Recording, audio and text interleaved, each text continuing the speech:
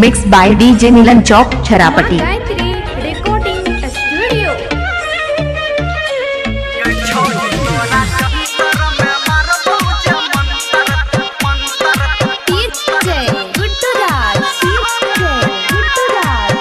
Mix by DJ Manish Rajput Chharapati.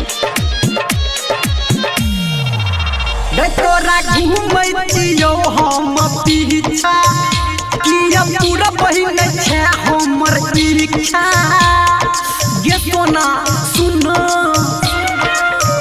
तोरा घूमैतियो हम पीछा किया पूरा बहिन छे हमर इच्छा गे सोना गे छोड़ी तोरा जंतर में मारबो जे मंतर गोरा किता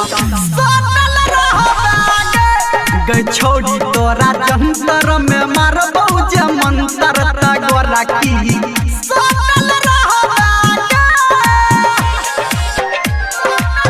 mix by DJ Milan Chowk छरापटी।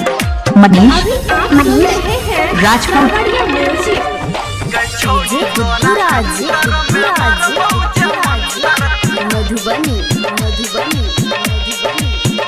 खाली घर में घुसल रही छा तू गे कहिया देबे तू हमारा ने कहै छा गे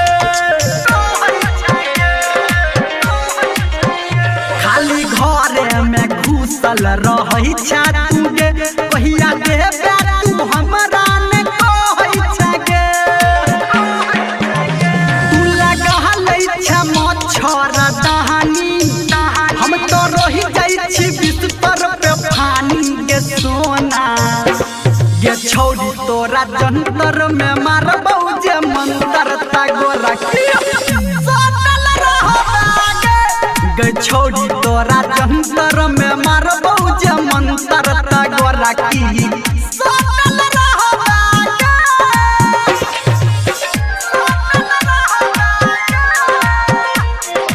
मिक्स बाय डीजे मनीष मिलन चौक छरापटी।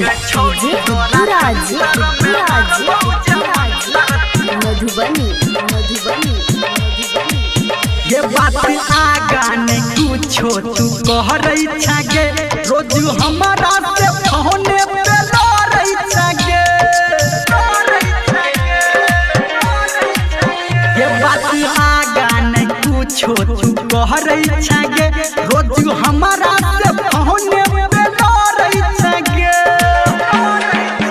ये धर्मेंद्र संजय के डाली खेतो बहुत सत्यम छाली गे सोना गे छोड़ी तोरा जंतर में मारबो जे मंतर गोरा की सोनल रहबा गे छोड़ी तोरा जंतर में मारबो जे मंतर गोरा की सोनल रहबा कैमरामैन मनीष राजपूत छरापटी।